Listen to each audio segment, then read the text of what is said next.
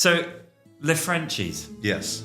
Tell us more. We create content for people that come to visit Paris. So English-speaking audience that wants to come and visit Paris, and we give them practical and useful tips to make the best out of their trip here. You're French. I was born in Paris, but I identify as an American, and I act like an American. Because 35 years in a country will, affect you culturally, and it is kind of weird for me to come back here. You just arrive in France, and now you're here with your suitcase.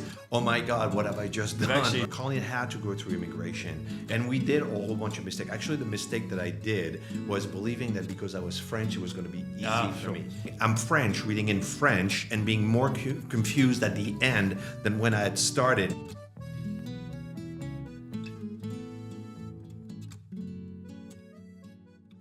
Welcome back to our podcast. And today I've got the one and only, I'd say that one and only, but actually there is another one, which I happen to know, Antoine Dupont. But we've got Antoine Dupont from the Frenchies on the cast today. So thank you so much, Antoine, for joining. Thank you. And I must say that I am the original Antoine Dupont. Yeah. I was Antoine Dupont 30 years before he came on board. But no, it's actually really cool to have a name. It gives me amazing reservations in Paris. So for those that are not into rugby, I'm watching this from the US. Which US rugby is played? Antoine Dupont was actually grew up 15 minutes away from where I lived and where I grew up. We actually have worked for him recently, building his shower in his Toulouse apartment because he plays for Toulouse. But he's ranked number one rugby player. He's in the world. basically the French Tom Brady. There we go. Yeah, you go. That's like it. That famous. That's famous. Yeah, that. And I level. reached out to Antoine because I was looking to do a video, and then not you, Antoine, the other Antoine. We're going to do a video because his family owns a hotel near us, and we should go there. Yeah, absolutely. We should film this. That would be my pleasure. We could have two Antoines. I would love to meet Antoine Dupont. Okay, so Antoine, if you're watching this, mate, we're going to get you on there. So the Frenchies. Yes. Tell us more about it. I mean, for those that obviously will see you here in a different environment, we came to speak to each other, obviously, because we were just looking at people that were doing what people want is to find out what France is like. Yeah, I mean, what we create content for people that come to visit Paris. So English-speaking audience that wants to come and visit Paris, and we give them practical and useful tips to make the best out of their trip here. So it's basically where to stay, where to eat, where to have fun. And there's a subset of Americans that are, that come here once and they're like, oh, I want to live here.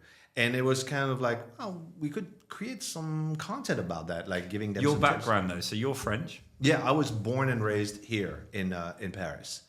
And then I moved to the US when I was 23, so I lived for 35 years. So if you're good in math, you kind of figure out how old I am. I lived for 35 years in the US. And in 2021, Colleen has always wanted to live in France, and I didn't want to come back, actually. What did you do when you were? I had a marketing agency. Okay. A web agency that transformed into a marketing agency that transformed into an events and agency, but that's basically marketing before marketing was digital. Exactly. Yeah. I actually. How did you get? I was there when Facebook became a thing, and I was looking at it. I was like, oh, that's interesting. So I had the idea for French Connections when Facebook came to France. I can remember I was in Albi.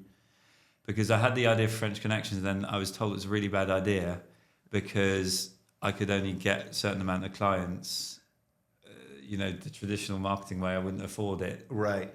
And I can remember that happening, and I was thinking, oh, this is a thing where you can speak to it. But it was only young people that would use it. Yeah. For me, it was interesting when all this social media came. It actually got me reconnecting with friends and family members that I hadn't seen in years.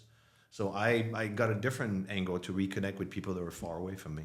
So it's interesting because I think you and I share that same view. You mentioned you didn't want to come back to France. I mean, I didn't necessarily not want to come back to France, but for me, I'm so fed up of hearing, America's awful or England's awful, we want to leave. No, it's a really cool place to be. It's just, it suits different times of your life and maybe different aspirations.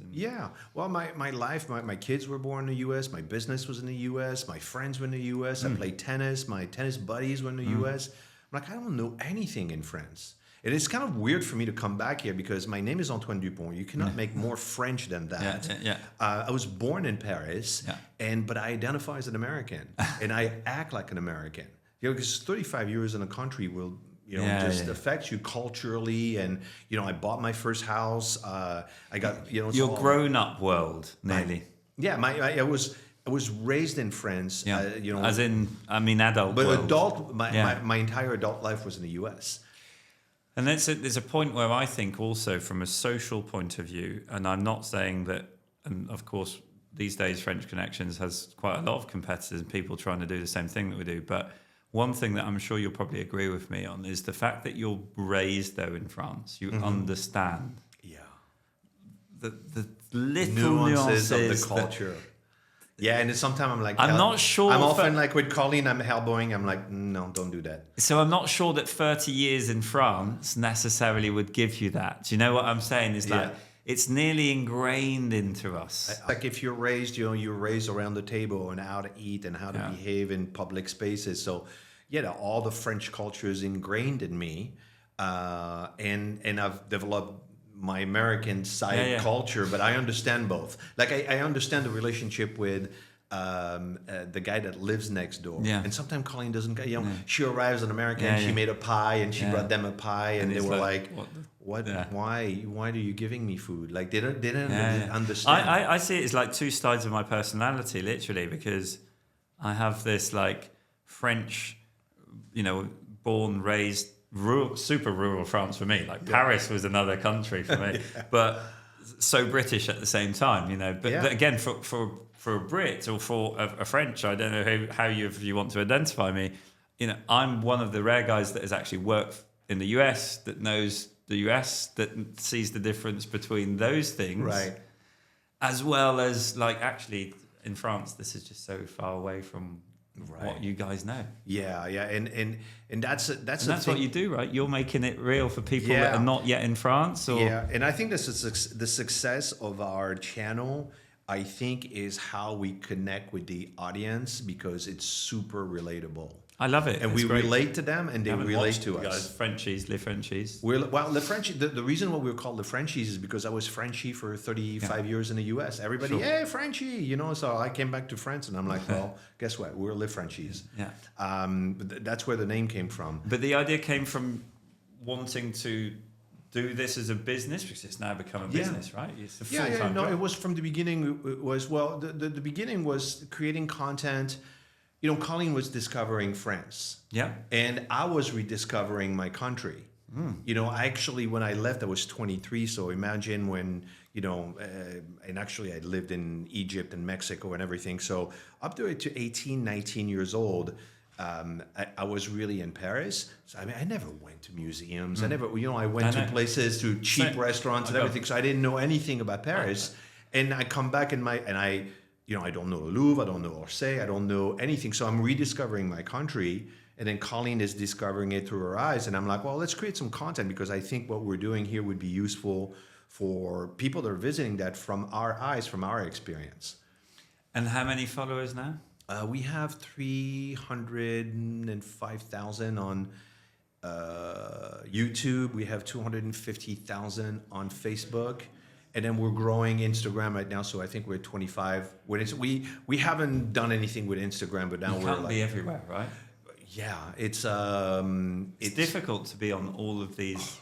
The reason we're on Instagram is because we had to hire someone to help us because it's just too much. Managing a channel that is successful is like trying to drink out of a fire hose. I mean, it's nonstop. The sheer volume of comments, of posts, of stuff that that is coming, it's nonstop. And we're like, at one point, you're like, I remember Colleen and I at the beginning were like, we will answer every comment. We were in a train, like we were doing it, and then we would arrive at our destination and we're like, we've answered everyone. And now it's like, You just can't. It's probably close to 1,500 a day, and you can't. You just can't. I feel bad because it matters to us. Yeah. You can't do it. It's just too much. I think that's the thing. You can tell that you care, and I think that's why the success of our business as well, or when I'm on your show, etc. People can see that I actually do want to help. Like it's not. Of course, we're here to make money, right? We're in business. We've got to feed our families, right? Like you kind of. That's never something that you shy away from, but you do want to help and you do want to care. And I do think you do, by the way, a wonderful job for France as well. To show people the other side, or maybe what they're missing out on. Yeah, absolutely. I mean, I think that we're doing a great service for French tourism. By the way, French tourism, hello. My name is Antoine. You can contact me anytime. It's really understanding the audience. So for us, it's not really highly complicated because we are our audience in certain respects. So it's like, where would we go? What would we want to do? And then show that. So when we were looking at content in France, it was either super luxury, really high-end stuff, or it was very young and it was not relatable for us. And then so we basically filled that gap of people that just want to go to Paris and just have a good time. But that's what's lovely. But that's what when I'm away from France, that's actually what I miss. Right. It's just the fact that you can pick up a menu du jour. Right. And that they'll serve you a glass of Perrier with some, There is, so for me, coming from a British culture, my relationship with France very backdates, my grandmother was fluent in French, and that's really why we ended up probably coming here. Mm-hmm. But there's this kind of thing about, in general, France itself having a connotation of, when you're French or educated French, it's like a grand tour. You go there as a finishing school. British aristocrats would send their children. My grandmother was sent to the Sorbonne to learn French. Oh, really? So this was like an educational thing. And I do think that's true. Like when I've been in societies or higher societies, for instance, in England or stuff, or invited to places, the fact that I know about wine, the fact that I know about cheese, or I know how to, the simple thing, which is normal in France. The simple thing of knowing how to cut cheese and how to break bread, and how to open up a bottle of wine, properly. It's the thing. Understanding the wines. Understanding the wine, like why would you drink and you wouldn't just drink the whole bottle of wine, you'll leave half of it. Yeah. I have seen that, and I was telling that Colleen. Unheard of in the UK, by the way. We don't leave any wine in the bottle. I know. But I remember so many times in the US, having some cheese platter and seeing people cut the cheese, and I was like, oh no, they didn't just do that. But it's just something. But that's the thing. It's like if you were educated in the English world to a certain extent, knowing things about France, Italy, etc., or actually kind of seem to be, that's your finishing school. It's how you deal with. It's really big, and that's a big difference in the French culture is how the kids are raised. It's less and less in this generation. Yes, I agree. It's become my generation. It was very important how you behave at the table. I think because I was in such a rural area, mine is like 20 years behind again. So I'm probably caught you up. As in, the kind of the way that we were still brought up at my age, great age of 37 soon. Yeah. So it was still very traditional. Yeah. Shall we say? Yeah, it's a very traditional, and that's what I tell Americans. It's like if you come to France, just dial your casualness just down.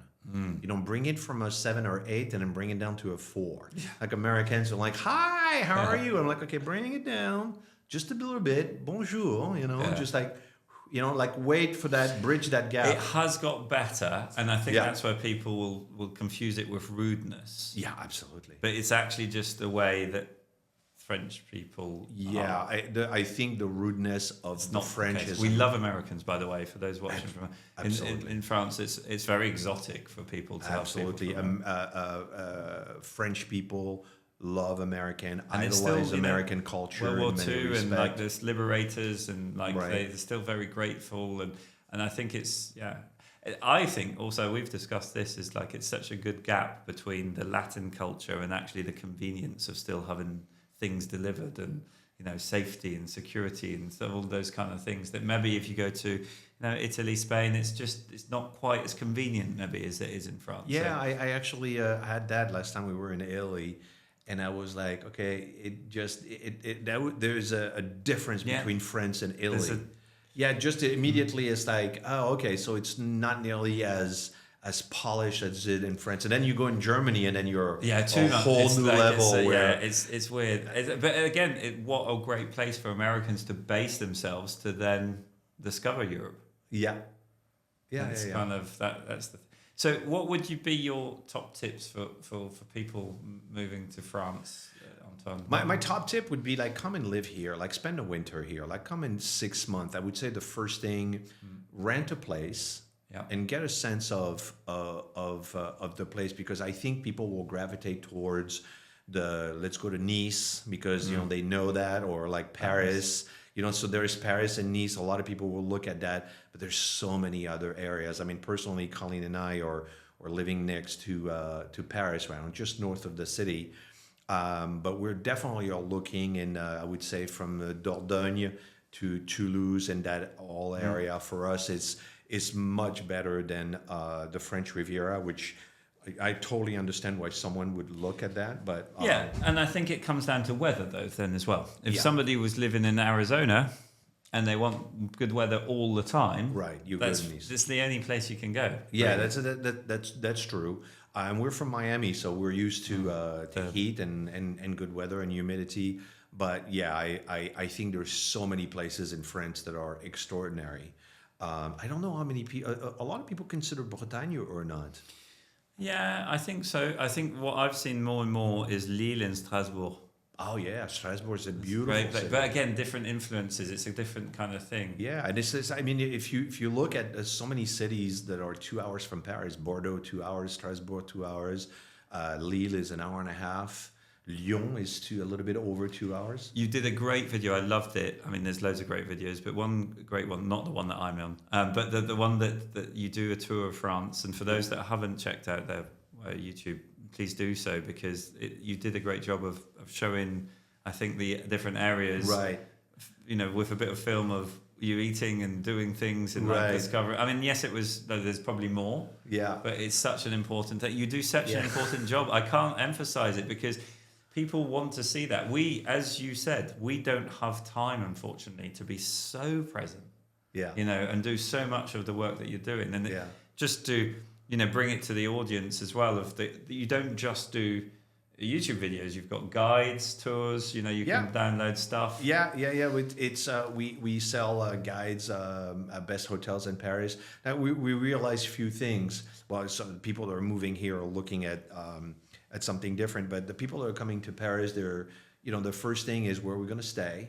So we have a guide of, some hotels, because it's like, there's how many hotels? 1,500 hotels and 44,000 restaurants in Paris. Wow. And the average American is going to be spending 3 nights, 4 days in Paris. So they got 3 dinners. Yeah. And if you screw one up, then it kind of like ruined. And there's a lot of tourist traps in Paris. So we're telling, okay, here's 125 restaurants where you're going to get a good bargain. Some are like, but it's the same for the restaurants and the hotels, and some recommendations that we make if you want to get a guided tour. So we've met people that are great, and we say, use those people and you'll get a great time. Actually, talking about that, Antoine, I feel very honoured, because I know these days. Well, one thing that we noticed when we started reaching out with you guys and started talking with you, you do genuinely very much care of what's going on. Obviously, I didn't know that back in the day, but you could see that you knew what you were doing, and it was kind of So when we reached out, I know you get loads of offers of loads of people that, of course, are in segments that want to be advertised and every day. And so I'm honoured that you're not only that, you're actually on my podcast. And So I feel like we passed the test. And thank you for that. But the main part is like, so why did you choose us, like me? What was it that was like the service? Oh, it's actually very easy. So one, you cared, and two, you knew what you were talking about. Just point blank. You immediately were like, within 5 minutes, you says, okay, this guy knows what he's talking about. And that you had a soup to nut solving the problem. Like it's always coming from what is the problem that they're dealing with, and we went through it. Like Colin had to go through immigration, and we did a whole bunch of mistakes. Actually, the mistake that I did was believing that because I was French, it was going to be easy for me, and it was actually hard.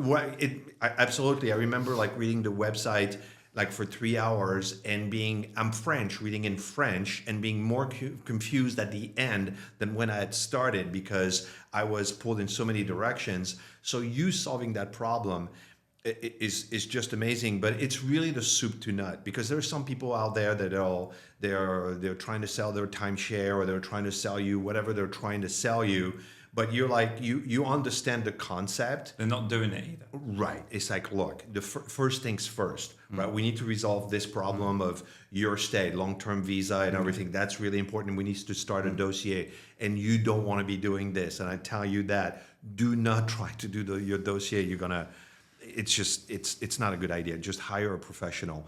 But it's that, and then finding a place to live, and then a bank account, and then you're getting a cell phone. We even do that. Deliver a car to the airport. Yeah, like everything. Like pick them up in the airport. Like you just arrived in France, and now you're here with your suitcase. Yeah. Oh my God, what have I just done? Actually, we're able to lease vehicles now as well to Americans. Yeah, I mean it's the soup to nut. It's like the complete solution of a guy that knows what needs to be done. You can also, the thing is like people says, we can buy a $150,000 farm in France. Yes, you can, but you're gonna have to put 300 in there to bring it up to the standard, bring up the sanitation, and then get somebody to do that, because that's the problem. And that is the biggest problem in France. I was just talking with my cousin. Lived his entire life French in Normandy, and then asking to build a little renovation, little house outside in his pool, and he's in Deauville, and he's got plenty of money to do whatever he want, and it was I think the technical word is a shit show. And just so when you have someone that can manage that for you, but particularly know the people that can execute that for you. And we've kind of gone through, we've had to develop technology because to be able for me to still be the point of contact initially, and then, a network to do it. But the main thing is we administer it. I mean, people can watch our YouTube. We do that ourselves. Like we control the production of everything, even down to building a house. I would say if you move to the US, I would say the two things you need to have, like immediately, get a lawyer, get an accountant, right? That would be the two things, because most of everything else you can manage on your own. If you come to France, that may be your reflex. I'm going to get a lawyer. No, what you need to have someone that can walk you through the process. But also, I'm hearing it more and more from clients or people that are talking with me online. That exactly what you just said. There's loads of people that are doing content, videos, gaps, whatever they find, maybe, copying what you guys are doing. And eventually, if you're doing a good job, somebody's going to do it, right? Yeah. So I always take it as a compliment when somebody tries to do the same thing. Yeah, like, we have quite a few of them out there. And I've got one the other day where they've seen that we're working with you now. They've got influencers on the thing. So it's literally... but there's no effort put into it. You can see that there's no genuine kind of thing other than. So I think people see through that, and that's great. That's probably why they can see through the BS. But the main part is that you're right. There's not actually a lot of service behind it. So they're saying to you, we just want to give you one thing, and we'll take our money, and then you can go and sort yourself out with the other bits. Yeah, you plenty of people that can sell you a home in France. Yeah. But. Yeah, what your offer for us was like, and I actually, I'm going to tell you, if there was one of the regrets that we have when we moved our here. marketing wasn't good enough to find. That's right. Your marketing was not good enough. We did still give you advice on the business setup, etc. Yeah, you did. That was extremely valuable for us. Yeah. So, and that was international. It wasn't even necessarily in France. So I think that's where my knowledge potentially helps people just navigate a bit of those. One that actually is interesting is just opening up a bank account. Yeah. You would not think. You would think like, oh yeah, well, sure, we'll go to the bank, BNP, whatever they have there. We open up a bank account and that's that. No. This is not. This is. But there's a procedure to follow, and we can do that remotely. But again, there's such a procedure that sometimes we say, look, this is often the case. You say, well, actually, let's just wait and do something whilst it is available. How badly do we need this? Yeah. And so we'll always find solutions. Again, we're not geniuses. We just do. I think we help about 5 people every week move from America. Yeah. So do it a lot. Yeah. So you have getting good at it. You have like with you with the videos. You know what people want. Yeah. It's exactly, you know exactly what needs to be done and like that. Perfect. Antoine, I think it's been wonderful having you on the show today. Thank you so much for coming, mate. And I welcome you to come and visit London soon. I can't wait. And I want to come and visit you in Toulouse. Yeah, we're going to come down I'm going to show you a few houses. Maybe, Antoine, you'll let us buy a house for you and do it up and we can film it on your YouTube channel. I would love that. I'm actually looking. But guys, if you want us to do that, please lay some comments in the links below. Antoine, again, thanks for coming today. Thank you. Cheers very much, mate. Merci beaucoup. Le plaisir est pour moi. Merci, Antoine. Thank you all for watching today. And hopefully you've enjoyed this podcast. As usual, you can find everything on our socials, Instagram, LinkedIn, YouTube, of course. If you liked it, leave some comments below. If you haven't already checked out the Frenchies on YouTube, you can find them. We'll put a link in the description. And of course, if you want to book a consultation with us, you can visit our website, frenchconnectionshcb.com. Again, thanks for watching all.